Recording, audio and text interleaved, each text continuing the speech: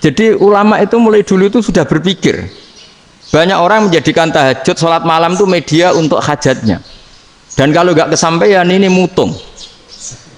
Nyalahkan kiainya ijazah ramanti. Macam. Daripada ngono ora usah apa? Tahajud turu. Dan jenis kayak ini tuh banyak. Makanya ulama kayak saya itu seenake dhewe itu ya jarak. Saya sering didolani mukhibin terus bilang, Gus saya doakan gini-gini saya mau nyalon bupati atau saya gini. Saya bilang gak waduh orang dongo, nak ramandi darani ulama dongane ramandi. Nak mandi kamu jadi bupati tetap nganggep karena beli. Sopo sing ora roh bupati saya juga beli. Ribet kan?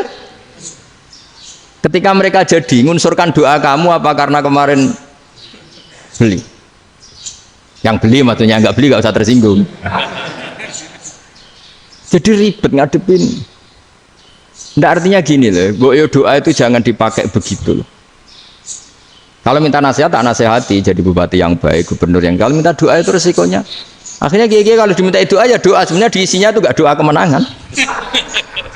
Itu nggak selamat gitu. Karena ribet. Makanya Islam itu doa itu setelah iman. Aturan iman benar baru doa. Aturan iman benar termasuk Allah itu yaf'alu ma yasha, boleh melakukan yang dikehendaki. Allah nggak boleh terdikte oleh doa kita, nggak boleh. Ya saya ulang lagi ya, madzhab Hasan Asyadzili ini khas kita. Jadi la ilaha illallah itu didahulukan sebelum istighfar. Tapi kebalikannya madzhab Imam Sanusi itu dibalik. La ilaha illallah itu kalimat yang sakral. Karena yang sakral dibutuhkan muqaddimah, yaitu yang melafadzkan harus yang sudah bersih, yang sudah steril baru melafadzkan la ilaha illallah. Maka dalam madzhab Sanusiyah istighfar dulu baru la ilaha illallah. Nah cara madzhab Abul Hasan Asyadzili kebalikan, istighfar itu sah setelah sahnya tauhid. Kamu ikut mana tuh? Asyadzili apa Sanusiyah? Alhamdulillah sama-sama tidak paham ya sudah. Akhirnya sudah, ya nggak kemana-mana kan. Gitu. Jadi apa ya? Terus ini saya teruskan ini biar khas pesantren atau khas NU lah, kalau bahasa Pak Rektor khas NU. Ini Ben sampean tahu beberapa perbedaan itu lazim, halaman 24. Ya, halaman 24 sama 25. Tak baca ini masih orisinil. An Sufyan bin Uyainah, ini juga gurunya Imam Syafi'i. Kata Sufyan bin Uyainah, beliau cerita, kana Isa wa Yahya alaihi salam ya'tiyanil qaryah.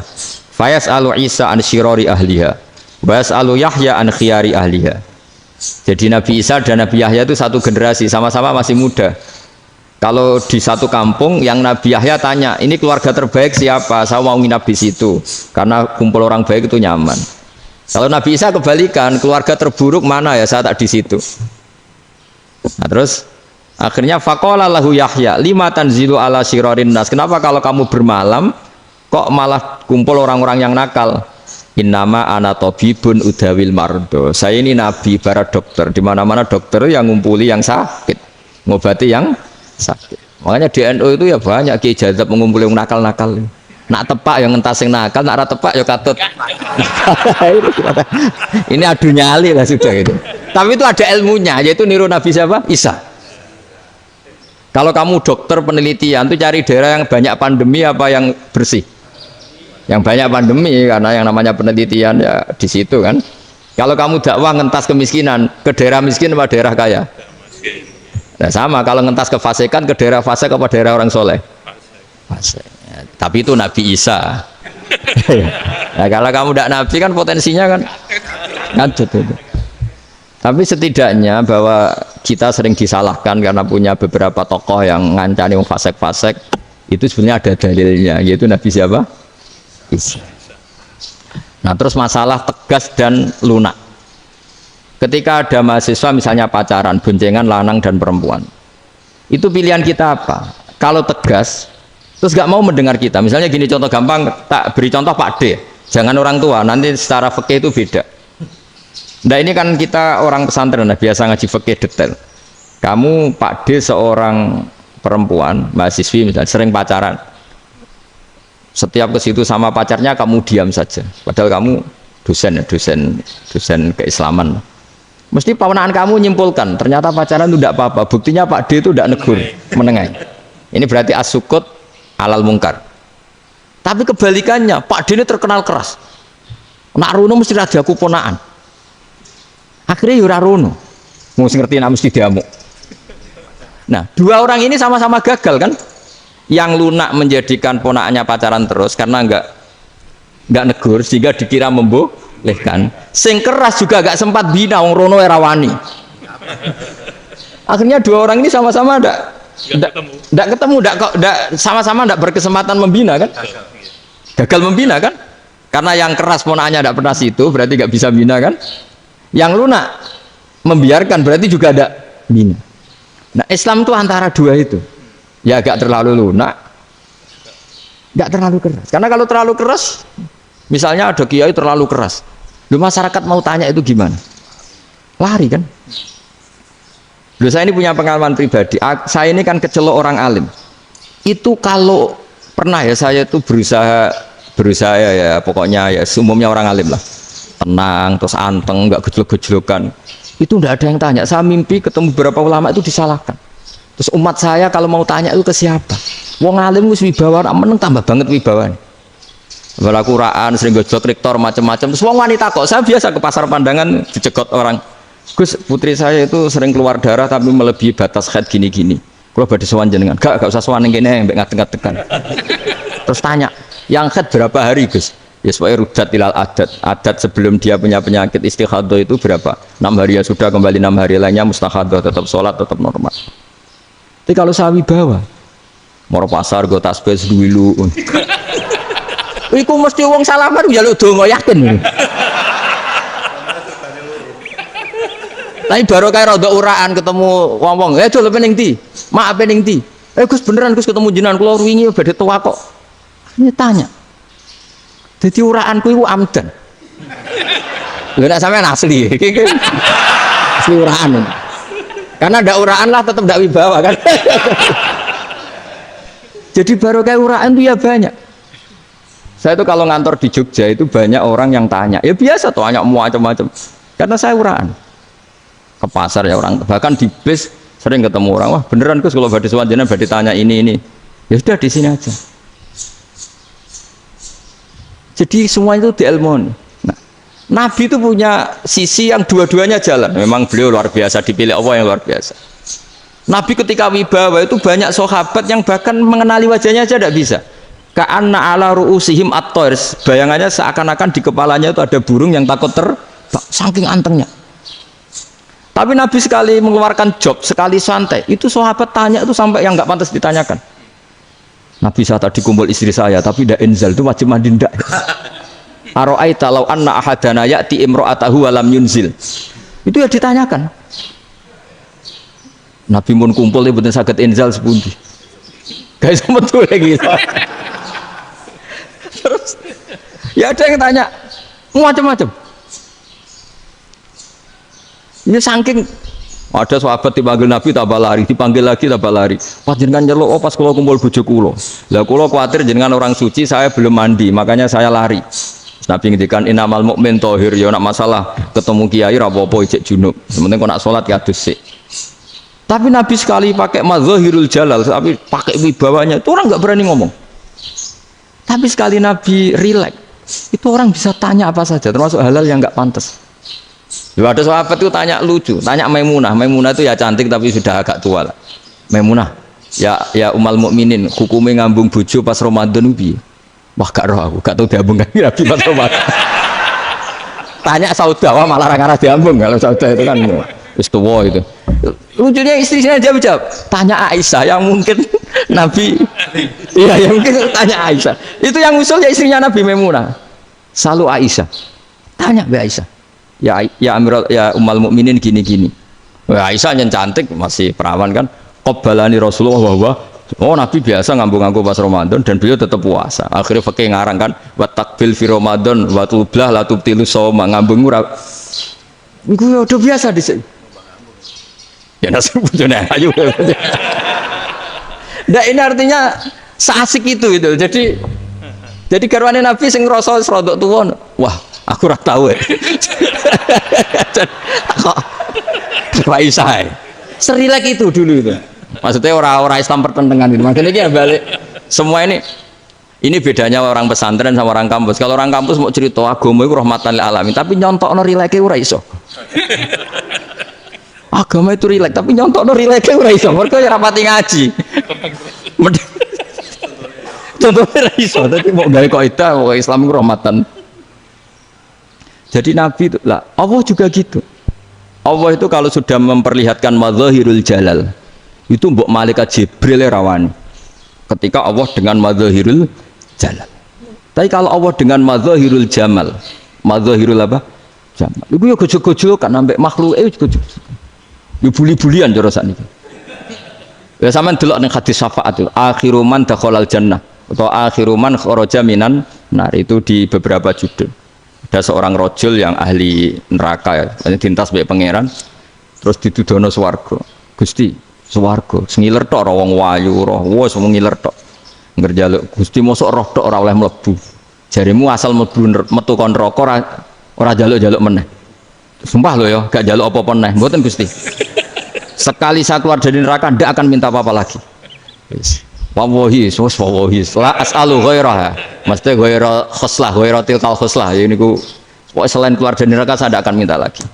Didono swarga wong do kelon seruwibet kan. Sing bojone elek kan dendam dadi ning swarga iku. Swarga wis macam-macam. Gusti mosok roh tok ora oleh mlebu. Jarine ra janji ra njaluk meneh. Akhire ya wis didelokno neraka. Jadi pangeran jawabe gampang, didelokno neraka. Roh neraka begitu menyakitkan, begitu ngeri. Sudah Gusti saya tidak minta surga, sementing nggak masuk neraka. Rabbana srif anna adzab jahannam. Setelah lama itu diadepno swarga njuk mlebu swarga, terus diadepno neraka. Akhirnya ya sudah. Saiki mlebu swarga gak apa-apa. Iku jawabe lucu. Atas taziu jenengan ngenyek kula. Mung karuan ra di swarga kok mlebu swarga. Terus akhirnya mlebu swarga kan, mlebu swarga tamanna, sangen-angen sembo jaluk apa? Orang angen-angen yang indah-indah, laka wa asratu amsal ya siku tak turuti wa asratu amsalih lan lipatan ke-10. Jawab wong lanang ya lucu. Atas taziu bi wa anta rabbul alamin. Jenengan pangeran kok ngenyekan. Maksudnya wis karuan aku ora pantes. Terus dari pangeran la astaziu bika walakinni ala ma asya'u qadir. Aku gak ngenyek kowe, pancen aku pangeran. Nuruti kowe iku iso. Jadi Allah sendiri ketika dengan madzahirul jamal itu malaikat ya ono sing wani bantah. Masyhur itu kan malaikat sing bantah pangeran ataj alufia mayusitu fiya wasfikut. Karena Allah dengan madzahirul jamal. Sing paling masyhur Nabi Musa. Nabi Musa itu ketika Nabi Mi'raj. Nabi Mi'raj itu beliau kira-kira di langit keempat lah yang masyhur atau kelima. Ngelangkahi. Nabi Musa menangis, "Ya Rabbi, ini apa-apaan? Orang sing ja'a ba'di kemudian melangkahi makom saya, ini apa-apaan?" Jadi Nabi Muhammad kan apapun hebatnya kan junior. Kok melangkahi makom saya ini apa-apaan? Enggak fair. Sampai Nabi Muhammad itu tanya gini sama Jibril. Reaksi Allah gimana ketika melihat Musa seperti itu? Jawab malaikat Jibril lucu. Ya rohidatahu. Allah sapal gayane Musa. Biar. Jadi lucu. Ya dibiarin aja sama Allah. Tapi yang jenenge Nabi Musa itu kekasihnya Allah, tetap berkah bagi kita. Betul. Ketika setelah Mi'raj diwajibkan sholat 50, gentenan Nabi Musa kelihatan nabinya. Sebenarnya Nabi Musa itu sebetulnya loh, gak nguntungkan kita sebetulnya. Tapi yang nguntungkan, sebenarnya tidak niat nguntungkan kita, tapi nguntungkan. Nabi Ibrahim kan di langit ke-6, keren lah. Konti jong ketemu Allah ngeten-ngeten kan sholat seket. Karena Nabi Ibrahim terkenal Nabi baik, tidak bantah. Bareng Nabi Musa. Kenapa diceluk pangeran? Kula akan salat ping 50. Inna ummataka la tutiku dalik. Wah, gak kuat umat. Serai-rai gak umatmu ora ngarah kuat 50 rokat. Tapi sebenarnya Nabi Musa itu niatnya bukan membela kita. Fa inna ummati la umatku sing gagah-gagah ra iso meneh umat. Berarti sebetulnya ya itu masih pakai gengsinya gitu. Wes ngono-ngono lah sementing kita untung. Sebetulnya dia itu gak terima wong umat saya aja yang lebih kuat. Gak kuat apalagi umatmu. Nah terus sebutin irji ila rabbika fas'alhu takhfif. Itu berarti Allah dengan madzahirul jamal. Sudahlah, datang ke Allah minta keringanan. Allah itu baik. Minta, ambek Allah ya diringana mau 5 tok. Jadi cek 45. Balik ke Nabi Musa, piro 45, cek ra kuat umat. Wong umatku ora kuat. Dadi sebenarnya dia bilang umatku ora kuat. Lho cara Nabi Muhammad model wong Malang. Yo beda umatku mbek umatmu. Ribet kan? Itu. Lho Nabi Muhammad kan enggak seperti itu kan? Enggak punya akhlak Malang kan? Akhlak. Maksudnya akhlaknya mujur itu loh, akhlak yang baik gitu. Ya, akhlak yang mujur bukan yang Malang gitu. Jadi Nabi ya manut. Tinggal 40 kan, dikurangi lagi 35 sampai 9 kali kan? Masyhur itu. Ya kan kalau dikurangi 55 kan berarti turun naik kan 9 kali. Itu setelah 5 itu Nabi Musa cek usul, masih ragu. Itu cara Nabi munggah nentek. Ini entek ya. Itu. Iya, ada tuntas betul. Bisa bebas. Terus munggah ado-ado lha opo? Ngapain itu? Akhirnya Nabi Muhammad sudah sampun ya kalimah Allah. Saya ini malu sama Allah Musa. Sudah 9 kali dan diturutin terus. Jadi Allah kalau dengan madzahirul jamal itu Nabi Musa biasa nego sama Allah. Tapi ketika Allah dengan madzahirul jalal itu Nabi Musa enggak berani. Yaitu di hadis syafa'ah. Hadis syafa'ah ketika manusia datang ke Nabi Adam, ya tuna Adam. Ya Adam anta abul basar ngene isfa'li ana inda rabbik. Kamu saya minta mensafaati kita. Nabi Musa, Nabi Adam inna rabbi qad ghadibal yawma ghadaban lam yaghdab qablahu mislah wa la yaghdab ba'dahu mislah. Ini Allah sedang murka besar dan tidak akan murka seperti ini lagi. Sudah saya tidak berani nafsi. Nabi Ibrahim enggak, termasuk Nabi Musa ketika di itu ya enggak berani. Karena Allah dengan madzahirul jalal. Itu Nabi Musa enggak berani. Sudah saya sendiri itu pernah salah. Yaitu saya membunuh seseorang yang enggak disuruh oleh Allah membunuh itu, yang pas jotosi orang Kipti. Akhirnya datang ke Nabi Muhammad. Pas ke Nabi Muhammad, Allah dengan madzahirul jamal. Dengan madzahirul jamal sampai Kanjeng Nabi ngendikan analah saya akan memintakan syafaat kalian. Terus fa ahmadu rabbi bima hamida allamaniha rabbi. Saya muji Allah dengan pujian-pujian yang orang lain tidak tahu, hanya saya yang diajari, kata Rasulullah. Nah di sini menurut banyak ulama termasuk kitab yang saya baca, kenapa Muhammad sebagian namanya Ahmadu? Itu dari af'al tafdil fa Muhammadun Ahmadu min ghairihi. Muhammad Rasulullah itu kalau muji Allah di atas cara mujinya Nabi yang lain. Jadi Ahmadu bukan dari fi'il mudhari' lil mutakallim tapi dari af'al apa? Tafdil. Fa Muhammadun Ahmadu min ghairihi. Bahwa Kanjeng Nabi Muhammad sallallahu alaihi wasallam itu cara mujinya Allah di atas pujian para nabi. Makanya di sini Sayyid Ali Zainal Abidin kalau muji hamdal hamidin wa fauqa hamdil hamidin. Jadi pujian saya ini di atas rata-rata cara mereka apa? Memuji. Yaitu sirinya apa? Nabi itu tahu bahwa akhirat itu tidak bisa batasi Allah.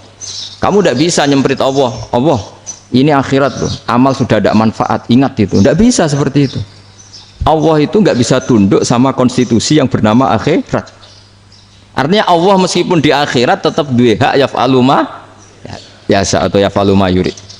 Nggak bisa kamu terus wah ini akhirat amal ra iso dikirim wong mati, amal ra iso dikirim. Yang pangeran kok mbok atur. Kalau kita yang mengirimkan tidak bisa, tapi kalau Allah tetap bisa. Makanya ada kiai mengatakan kodok qadar ra iso dirubah, itu kamu. Makanya ada seorang kiai ditanya, kodok qadar ra iso dirubah sekali dicatat selesai. Jadi kiai tadi, tapi nak Allah iso. Dalile apa yang huwa ma yasha wa yusbit. Nak Allah ya iso, sing ra iso kan kita. Nah, Nabi itu tahu betul meskipun akhirat itu Allah masih bisa dinego saking baiknya. Akhirnya Nabi sujud, masyhur itu terus, ya Muhammad irfa' ra'sak wasal tuta wasatu safa. Semat sirahmu angkat, kuju apa tak turuti. Terus semenjak itu Nabi minta apa? Syafaat. Artinya apa? Ketika Nabi lain berpikir bahwa akhirat ini membatasi amal karena sudah Nabi tahu betul kalau Allah tetap Allah yang enggak terbatas kekuasaannya, enggak terbatas rahmatnya juga saat di akhir. Makanya disebut fa Muhammadun Ahmadu min ghairihi. Makanya wa mubasyiran bi rasuli ya'ti mim ba'dismuhu Ahmad. Jadi makanya terus banyak GNO sing macam-macam lah. Sing ana sing potongane wedi terus hati-hati. Iku berarti makome madzhirul jalal. Ana sing amen guyon nek makome madzhirul jamal. Ana sing ra jelas ngene iki, sing jelas. Nak guyu buanter kok nak nangis kok buanter. Jebule urusan utang lah ini sudah yang udah. Jadi makanya yang rileks saja. Sebenarnya agama ini santai, rileks karena agama ini harus bifarohin wasururin. Enggak boleh agama ini dibawa dengan kekerasan, dengan antisosial. Karena agama ini harus kul bi fadlillah bi rahmati fa bidzalika falyafrahu, harus senang, harus rileks. Makanya saya jadi kiai itu senang takutnya gini. Sekali saya tidak senang jadi presiden buruk. Ternyata jadi wong alim ora enak, itu contohnya. Sampean merengut terus uripe susah, nanti orang tidak berani jadi orang alim. Makanya saya akan buktikan bahwa saya lebih bahagia dibanding rektor. Nanti orang yang jadi rektor semua nggak ingin jadi orang alim. Saya pernah ketemu sekian rektor di Jogja, tanya, Gus, kenapa jenengan bela-belain pesantren sampai segitu? Kan keren kampus NU, sekarang ada Unisma, ada NU Jogja, ada NU Jepara gini. Tak bilangin gini, sampai rektornya itu istighfar. Kan? Saya bilangin gini, ini sekaligus tak kasih tahu ini rektor Unisma ini. Tak bilangin gini, andai kan tidak ada kiai kayak saya itu Islam bisa tutup. Katanya. Kok bisa, Gus? Misalnya ada perempuan haid faqal adat. Itu kalau untuk tahu hukumnya haid daftar dulu ke Unisma. Daftar dulu kan? Setelah daftar nunggu pelajaran haid. Baru tahu haid setelah 3 tahun dari masalahnya ini. Tapi baru kayak kiai ketemu saya di jalan, Gus anak kula nu haid ngeten-ngeten mboten normal hukumnya piye? Oh, hukumnya ngene dibalekno ning adat. Ora usah registrasi, ora usah daftar. Jadi ya harus ada istighfarnya lah. Unisma juga harus istighfar, semuanya harus istighfar. Karena ada sisi yang nggak mewakili kebutuhan Islam. Tapi saya sebagai kiai juga istighfar. Karena fakta hukum mengatakan yang boleh jadi KUA yang jabat, yang boleh kemenak yang punya gelar. Dan ini yang mengawal Islam secara undang-undang karena mereka yang bikin. Nah, karena kiai tidak punya gelar tidak bisa jabat di situ. Saya juga istighfar. Jadi tidak sampai untuk yang istighfar. Karena yang kebutuhan ini terwakili yang punya gelar. Tapi yang punya gelar juga harus istighfar tadi. Mosok kepen roh hukum haid ngenteni kuliah se. Ngentek. Itu aja nanti nunggu guru yang pas mata pelajaran itu. Terus kapan dia ini sholat wong jawabannya belum ketemu. Tapi baru kayak saya kan ketemu di jalan tanya. Gus saya sering ketemu. Gus saya ini bapak angkat. Mau nikahkan putri saya itu gimana itu kalau cerita wali sebenarnya anak saya sok, kalau nggak cerita nggak sah karena saya bapak angkat. Itu banyak. Hanya tak akali ya sudah wali yang sebenarnya taukil pada hakim tanpa diketahui, tapi hakikatnya itu taukil hakim. Itu kan tidak gampang. Dan tapi kalau tanyanya di kampus registrasi dulu, daftar dulu, baru tahun berapa ada pelajaran itu? Semester 5 baru tanya. Iya kan? Semester 5 ya? Iya. Oh, itu kan. Jadi jangan kira terus sistem Unisma itu yang terbaik di dunia, tidak juga kan, tidak juga. Dan sistem-sistem yang lain maksudnya ada. Tapi sistem kiai loh, Bangun juga sering pesen saya, kowe kudu seneng pegawai negeri. Piye sing jaga agama pegawai negeri. Kemarin pas acara 7 harinya Gus Roba saya matur itu di depan para kiai. Setelah saya jadi kiai ya itu nyata. Islam di Papua, di NTT yang bawa siapa? Dokter negeri, ya kan?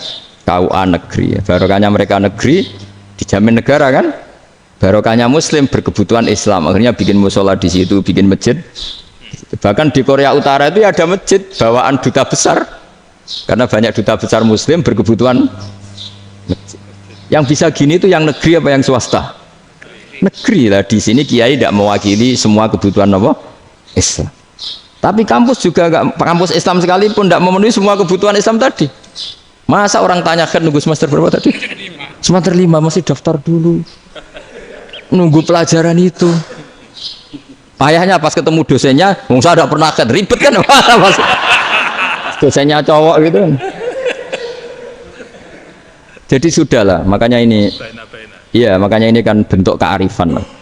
Jenengan ngakui fungsi kiai kayak saya itu bentuk kearifan. Saya juga ngakui jenengan itu butuh kearifan. Saya sering didolani KUA itu. Itu rata-rata ya didikan kiai. Kompilasi hukum Islam itu banyak ya, janda cantik. Contohnya harus cantik, kalau jelek nggak mungkin terjadi kan. Ada janda cantik kebetulan suka kawin tapi takut zina. Saya ulang lagi suka kawin tapi takut. Itu seringnya gitu Pak Rektor. Jadi dia kawin bosen bilang ke KUA, Pak saya sekarang mau nikah sama ini. Loh, tapi kamu mau punya suami. Ya tapi kan gak tercatat Pak. Itu KUA-nya rata-rata itu nggak berani. Meskipun nggak tercatat karena secara fikih meskipun nggak tercatat tetap dia seorang perempuan yang bersuami, maka nggak boleh nikah sama orang lain.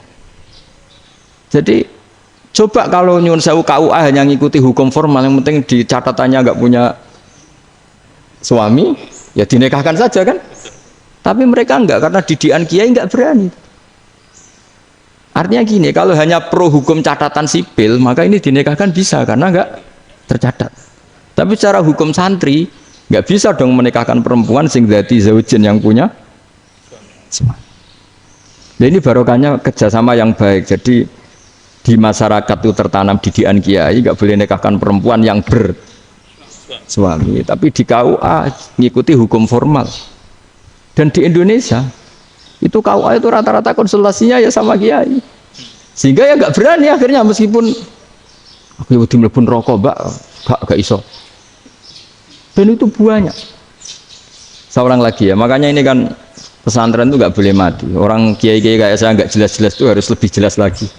Karena ini yang on time, yang online, yang siapa saja bisa tanya. Saya itu SMS saya itu nggak punya HP WA. HP jadul itu SMS-nya tiap hari tak berapa orang yang tanya dari Kalimantan, dari Aceh. Gus di kampung saya ada masjid 2 itu yang Samana, ada yang dari orang perkotaan. Gus di perumahan baru ada masjid, yang Jumatan baru orang 12 sah enggak? Ya langsung saya jawab sah. Dalilnya ini. Ya sudah. Nah, tapi kata Imam Syafi'i gini harus orang 40 itu madzhab Syafi'i, dalam madzhab yang lain gini-gini. Itu kalau tanya rektor itu kan ribet. Masuk ajudan dulu, asisten dulu, panjang.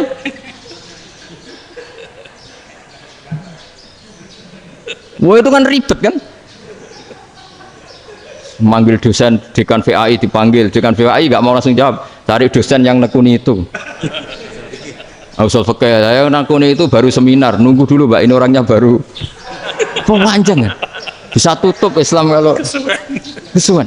Coba kalau tanya kiai kan nggak ketemu di jalan. Dulu Mbah Zubair kata Mbah Mun, saya termasuk santri yang diapresiasi Mbah Mun.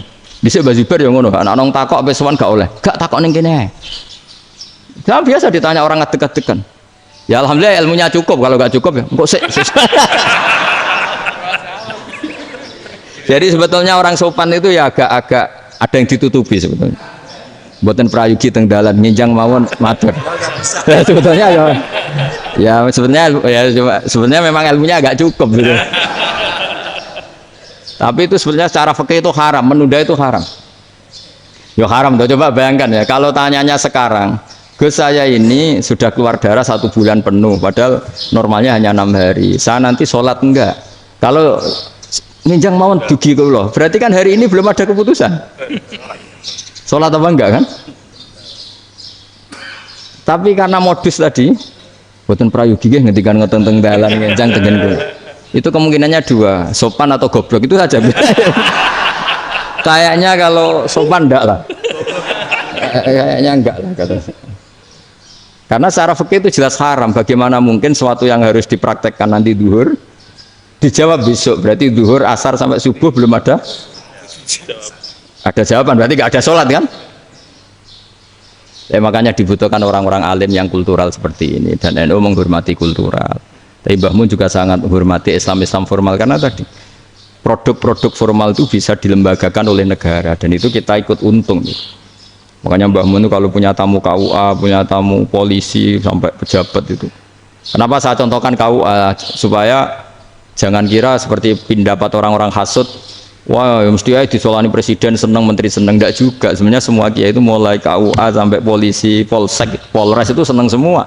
Karena sama-sama diajak mengawal bangsa ini, diajak mengayomi semua masyarakat. Tapi kadang-kadang masyarakat ngeritiknya, jenenge kiai disolani menteri ya seneng, presiden. Padahal yang sowan kiai itu ya mulai KUA, Kapolsek, kepala desa, RT, Mudin. Itu mungkin kalau tanya ya lucu-lucu. Gus kalau nate nyembelih pitik kemanian, pitik gue gede. Akhirnya Gus ngerti nak kemanian langsung tak sebelah menaik terusane gue sah tau. Ribet. Ya tak jawab, lah pite masih gue cek urip toro. Terus urip Gus, wis sah cara madzhab Malik kerja urip.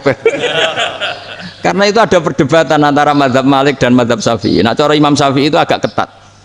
Hewan yang punya kehidupan sudah muttoribah, misalnya ayam jago, contohnya harus jago, karena kalau ayam kecil diikhlaskan haram.